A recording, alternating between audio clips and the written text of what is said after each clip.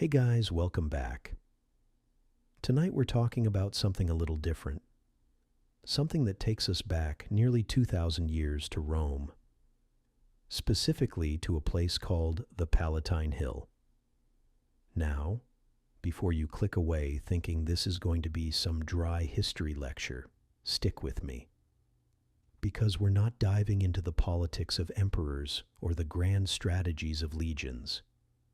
We're focusing on something far more intimate, far more human.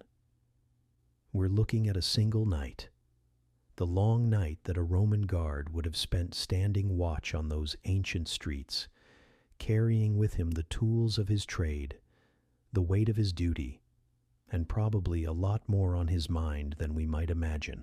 So before you get comfortable, maybe grab a drink, settle in, and hit like if you're already fascinated by ancient history. And seriously, let me know in the comments what period of history haunts you the most. I'm always curious to see what draws people into the past. Now dim the lights if you want, or maybe keep them on and imagine the flicker of oil lamps casting long shadows across stone. And let's step back in time together. When you think of Rome, you probably picture grand marble temples, massive forums packed with crowds, powerful senators debating the fate of empires. But the Palatine Hill was different. It was where the emperors lived, where power consolidated into brick and stone and the careful footsteps of guards who understood, on some level, that they were standing at the very center of the ancient world. The guards on the Palatine weren't regular soldiers. They were the cream of the crop, chosen for their strength, their loyalty, their ability to move quietly through the darkness without flinching. A long night on watch meant hours of standing still, of listening to every sound, of watching shadows for movement that might indicate a threat. It was exhausting. It was necessary. And it was a job that required a specific set of tools. But here's the thing that really gets interesting. The gear they carried, the weapons they used, the supplies they needed, they all tell us something about what Rome valued, what they feared, and what they understood about the human body and the human mind during those long, dark hours before dawn. A Roman guard on the Palatine Hill would have begun his watch with what you might call a battle kit, though calling it that is probably overdoing the drama a little. But it really was a collection of items carefully considered, each one serving a purpose in the complex dance of maintaining security in the empire's most important residence. The primary weapon was the gladius, a short sword typically about 18 to 20 inches long. This wasn't the massive broadsword you see in movies. It was efficient, deadly at close range, and designed for the kind of fighting that happened in the tight spaces of palace corridors and guard posts. The blade was double-edged and pointed, allowing for both slashing and thrusting motions. The hilt was wrapped in leather or sometimes braided cord to provide grip, especially important if you were sweating through hours of standing watch. A Roman guard would have kept that sword at his hip, readily accessible, and he would have been trained extensively in its use. Muscle memory meant that in a crisis, his hand could draw and respond in the space of a heartbeat. The weight of it became a comfort, actually, something familiar. Something you knew would respond the way you expected when the moment came. Because in the darkness, when your vision was limited and your nerves were stretched thin, you didn't want surprises. You wanted tools that worked exactly as you understood them. Alongside the gladius came the spear, though guards on the Palatine likely didn't carry the massive pilum that legion soldiers used in battle. Instead, they carried shorter spears or javelins, weapons that could be thrown or used as thrusting implements if someone tried to breach the guard post. The spear required distance, required an enemy to advance, and it was perfect for defending a specific position, which is exactly what a guard on the Palatine did. He didn't patrol the streets searching for danger. He stood at key choke points, at the gates and entrances, controlling access to the emperor's residence. The spear made that possible. Then there was the scutum, the shield. Likely lighter versions than the massive rectangular shields carried by legion soldiers, but still substantial. These shields were wooden, bound with iron, and faced with leather. They hung from the shoulder or were held in hand, providing protection against attack. The weight of a shield was significant. Holding one for hours, especially at night when your muscles grew tired and your focus wavered, was genuinely exhausting. But the protection it offered was worth every aching arm muscle, every cramp in the shoulder. If someone came at you with a blade or a spear, that shield was the difference between walking away at DE on and being carried out on a litter. But weapons were only part of what a guard carried. There was armor. A Roman guard would have worn a segmented cuirass, essentially a breastplate made of overlapping metal strips bound together with leather straps. It was flexible enough to allow movement, but strong enough to deflect or stop a weapon. The weight of it, maybe 30 pounds or so, was distributed across the shoulders and torso. You learned to live with it. It became second nature, the way your body adapted to the constant pressure. The strips overlapped in such a way that they could move with you, flexing as your chest expanded and contracted with each breath. It was engineering, really. Brilliant engineering when you thought about it. Underneath the armor, guards wore a thick woolen tunic. At night, especially in winter, T-tunic was essential. The armor didn't keep you warm. It actually conducted cold, pulling warmth away from your body if you weren't careful. So the layers underneath mattered tremendously. A thin tunic would have been useless. You needed wool. You needed thickness. You needed insulation against the creeping chill that would settle in around midnight and refuse to leave until dawn. A guard standing watch in a Roman winter would have been wearing multiple layers, all of that weight settling on his shoulders, pressing down, reminding him constantly that he was carrying Rome itself on his back. A helmet, too, a galea, in Latin. These came in various styles, but they were generally bronze or iron, designed to protect the head and face while still allowing vision and hearing. A guard on the Palatine might have worn a helmet with a nose guard and cheek pieces that covered most of his face. At night, that helmet would have made everything seem quieter, more enclosed. Sound came muffled, vision narrowed slightly. Your own breathing echoed inside the metal. It was isolating, in a way, like you were sealed inside your own small world while the darkness pressed in around you. Then there were the smaller items, a dagger, a pugio, worn at the belt as a backup weapon, and a general utility tool. Fire-making equipment, flint and steel, because a guard needed to be able to light an oil lamp or signal with fire if necessary. A water skin, absolutely essential on a long night. Dehydration would creep up on you. Your throat would dry. Your focus would slip. Keeping water nearby meant you could take small sips, keep your body functioning, keep your mind sharp. Some guards probably carried food too, hard bread and dried meat. Not much, just enough to get through until dawn when you'd be relieved and could eat properly in the guard barracks.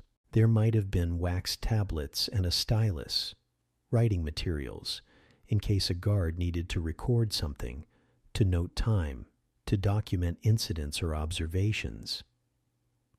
The Palatine had administrative systems. Information flowed up and down through the ranks.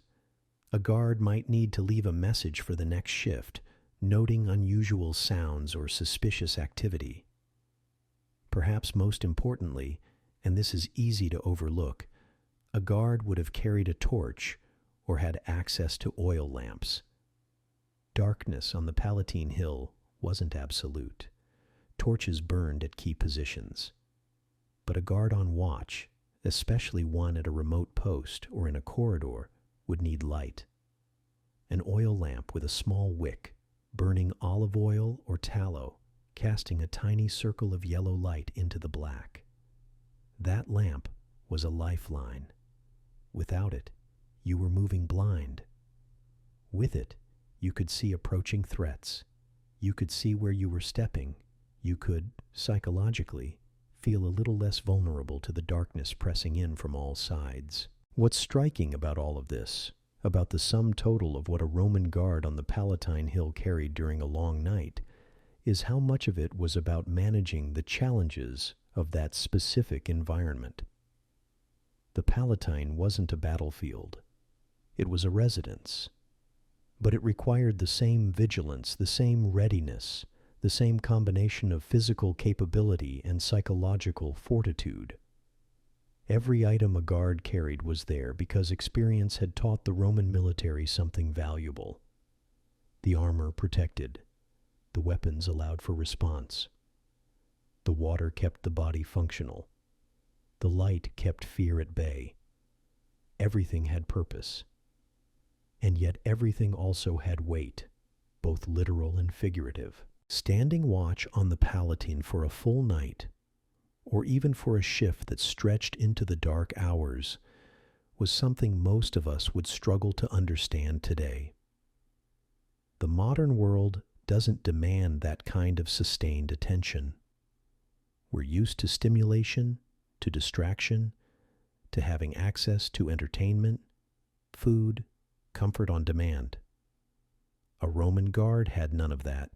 He had his post, he had his equipment, he had the darkness and the weight of responsibility, and he had to be ready at any moment to respond to a threat. That's what separated the Palatine Guard from a regular soldier. A legion soldier fought in formation. He moved with hundreds or thousands of men. The noise, the chaos, the adrenaline, it all fed into a kind of controlled frenzy. A guard on the Palatine stood mostly alone. He faced long stretches of absolute quiet, interrupted potentially by genuine danger. The psychological toll was different. The physical toll was different. The equipment reflected that. It was designed not for glory or for mass combat, but for the intimate, terrible necessity of individual vigilance. Living through a long night on the Palatine Hill required more than just equipment, though. It required an understanding of the environment itself, of the hill as a physical and political space. The Palatine was ancient even by Roman standards. It sat overlooking the Forum, the heart of Roman civic life. It was where emperors had lived for centuries, where power had been consolidated, where the succession of the empire had been determined and redetermined. There was weight to that place, literal and figurative. The stone buildings had seen emperors rise and fall. They had absorbed centuries of intrigue, bloodshed, politics, and ambition. A guard standing on those streets, carrying his sword and his spear, was carrying that history with him, whether he consciously realized it or not. He was part of something vast, something that had endured for generations before him, and would, if all went well, endure for generations after. The physical layout of the Palatine was complex. It wasn't a simple fortress. It was a sprawling complex of palaces, courtyards, gardens, corridors, storage areas, and administrative buildings. A guard needed to know every path, every entrance, every potential point of vulnerability, and he needed to know them in darkness, which was a completely different thing than knowing them in daylight. During the day, with the sun high and other people moving through the spaces, much of that complexity was manageable. You could see everything. You could anticipate. You could respond. But at night, when the buildings were mostly closed and people had retreated to their quarters, the Palatine transformed into something else entirely. It became a maze of shadows. Courtyards that seemed open and clear in daylight became pools of darkness where anyone would be hiding. Corridors stretched on seemingly forever, with only the tiny circle of lamplight to guide you. Gardens that hosted emperors and their families during the day became wild tangles of shadow and rustling leaves. Every sound took on significance. A night bird calling from a roof, a small animal moving through the plants, the wind rattling shutters, the creak of old wood settling. All of it had to be assessed, evaluated. Was it a threat? Was it just the normal sounds of night? Your mind, after hours of darkness and silence, could start to play tricks on you. You could convince yourself you'd heard footsteps when you'd only heard your own heartbeat pounding in your ears. You could think you'd seen a figure in the shadows when it was just the flickering of your lamp playing across stone and mortar. The darkness had a way of making you doubt your own senses, and that doubt was dangerous. The Palatine Hill itself, separate from the buildings on it, was a presence. It overlooked Rome, positioned above the city, separate from it. Being on high ground meant you could see approaches from certain directions, but it also meant you were exposed. Wind swept across the hill, especially in certain seasons. The cold would bite harder up there than in the valleys and streets below. A guard standing watch in winter on the Palatine, without the shelter of the city around him, would be facing elements that required not just the armor and the layers of wool, but also the psychological strength to endure it. This wasn't comfort duty. This was frontier duty of a sort, even though it was at the heart of Rome's power. The contradiction wasn't lost on anyone. You were at the center of everything while feeling profoundly isolated. The guard would have known the stories about the Palatine. He would have known, or at least heard whispers about, the emperors who had lived there. Some of those emperors had been paranoid, turning on their guards without warning. Some had been just and fair. Some had been mad. The variation was almost irrelevant. The guard standing watch was not just protecting the emperor. In a sense, he was also vulnerable to the very person he protected. That created a strange tension. You had to be loyal, absolutely loyal. But you also had to be aware that loyalty might not be rewarded with anything but a swift death if an emperor became suspicious or angry. That knowledge, that background anxiety, would have colored the entire experience of standing watch.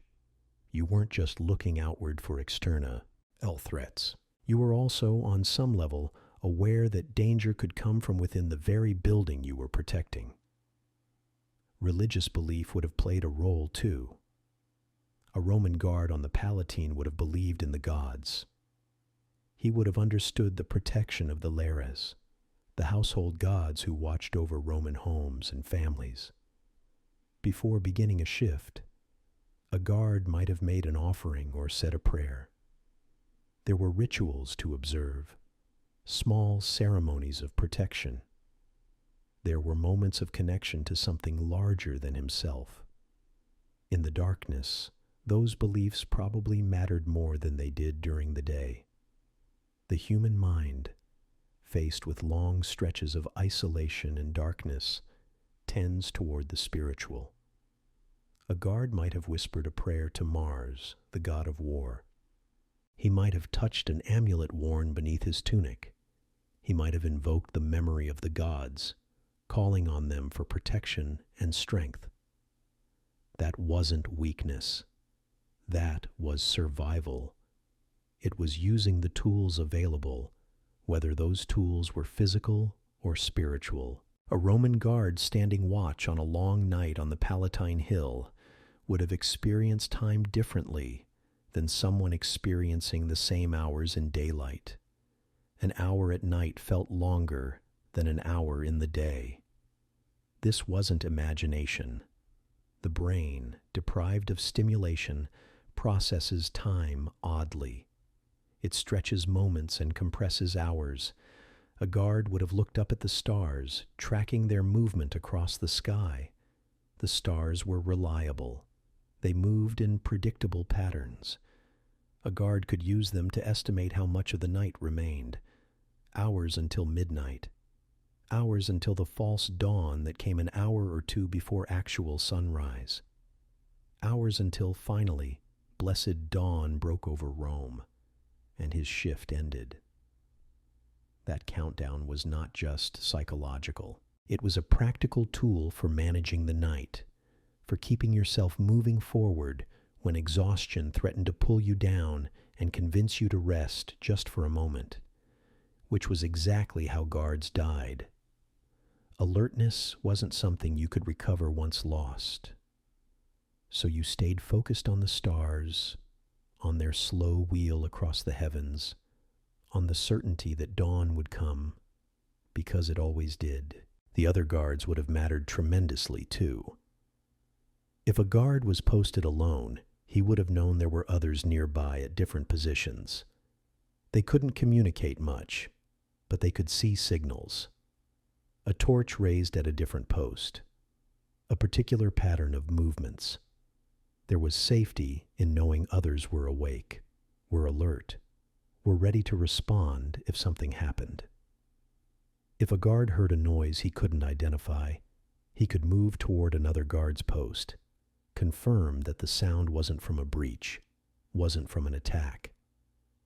Camaraderie and mutual dependence would have been strong. You trusted the men next to you with your life. They trusted you with theirs. That bond, forged in darkness and shared duty, was probably stronger than most friendships in the modern world. Food and water, as mentioned, were crucial, but so was the rhythm of the night. A guard would have learned to pace himself. He couldn't be at maximum alertness for 8 or 10 hours straight. That was impossible. The human body and mind simply couldn't sustain it. So a guard would have developed rhythms. Moments of intense focus when something seemed slightly out of place, followed by brief moments of slightly reduced alertness when nothing was happening. It was a dance, a constant negotiation between the need for rest and the requirement to stay ready. Adrenaline helped at first. The beginning of the shift was easiest because you were fresh, because the darkness was still somewhat familiar from dusk, because you hadn't yet felt the weight of hours pressing down. But around midnight, or sometimes earlier, a kind of fog would start to roll in. Your eyes would feel heavy. Your limbs would feel thick. Keeping focused would become harder. And yet, paradoxically, that was often when you had to be most careful, because that was when your guard would drop, when a real threat could slip past you. Some guards might have tried to stay awake with constant movement, pacing, stretching, checking equipment repeatedly. Others might have used pinching, small pains inflicted on themselves to keep blood flowing and mind sharp. Still others might have relied on the camaraderie and conversation that was possible with nearby guards, brief exchanges of words to keep the mind engaged. None of these were perfect solutions. Sleep deprivation was real. The dangers it posed were real. But it was the job. It was what was required. And Roman guards, selected for their strength and endurance, accepted it as part of the price of their position. The political context of the Palatine could not be ignored either. Some nights would have been more tense than others. When an emperor was dying or seriously ill, when rumors of succession dominated the corridors, when factions vied for power and influence, the tension on the Palatine would have been palpable. Guards would have been more alert, more suspicious. every sound would have seemed more significant. Every shadow potentially carried threat. A guard standing watch during those times would have felt the electricity of crisis in the air, even if he didn't fully understand the political machinations happening inside the palaces around him. He would have understood that more was at stake. He would have understood that the stability of the empire itself, from his perspective, hung on his ability to do his job correctly. In the end, what did a Roman guard carry during a long night on the Palatine Hill? On the surface, it was straightforward. He carried weapons, armor, tools, light. He carried the practical implements necessary for his job: the gladius at his hip, the spear in his hand, the shield on his arm, the helmet on his head. He carried water and sometimes a little food. He carried fire-making equipment and the ability to summon help if needed. But he also carried something less tangible. He carried the weight of responsibility. He carried the knowledge that his failure meant not just his own death, but potentially the fall of the empire. He carried fear, though he had learned to live with it and channel it into focus. He carried hope, the hope that the night would end, that dawn would come, that he would be relieved and could rest. He carried the traditions of Rome, the understanding that he was part of something much larger than himself. He carried the friendship and trust of the men around him. And he carried the weight of history, the knowledge that the ground beneath his feet had been walked by emperors and heroes and the ordinary soldiers who had kept Rome standing for centuries. All of that, combined, is what made him capable of standing watch when everything in him wanted to sleep, when his eyes grew heavy and his limbs grew numb, and the darkness seemed to press in with almost physical weight. What really strikes you, when you stop and think about it, is how human all of this is. We talk about Rome as this vast empire, this inexorable force, and it was. But it was also held together, night after night, by individual men standing watch in the darkness, by Roman guards on the Palatine Hill, carrying their swords and their spears, dealing with the same basic human challenges we face today: fatigue, fear, boredom, the struggle to stay focused when everything in your body is screaming at you to rest, the psychological toll of isolation and darkness. These are not ancient problems. They are human problems. And the fact that a Roman guard 2,000 years ago faced them, dealt with them, overcame them, tells us something important about the human capacity for endurance and duty. In a world of endless comfort and endless options, we forget sometimes what it meant to simply do what was required of you, night after night, regardless of the cost to yourself. A Roman guard on the Palatine Hill knew. He lived that reality every time he stood watch. And that, more than any weapon or piece of armor, more than any strategic position or political power, that is what made Rome endure. Empires are not made by great men making great decisions. They are sustained by ordinary men doing difficult things in the darkness, knowing that their work matters, even if no one will ever acknowledge it, even if history will forget their names. A Roman guard stood on the Palatine Hill, carrying his sword and his spear, waiting for dawn. And in that waiting, in that vigilance, in that humble acceptance of duty, he was part of something eternal. He was part of the greatest empire the ancient world ever knew. And we are still talking about him 2,000 years later, still marveling at what he endured, still learning from what he carried, still understanding that greatness is not always loud. Sometimes it is quiet. Sometimes it is just a man standing in the darkness, keeping watch, keeping faith, keeping the world safe for everyone sleeping soundly back home.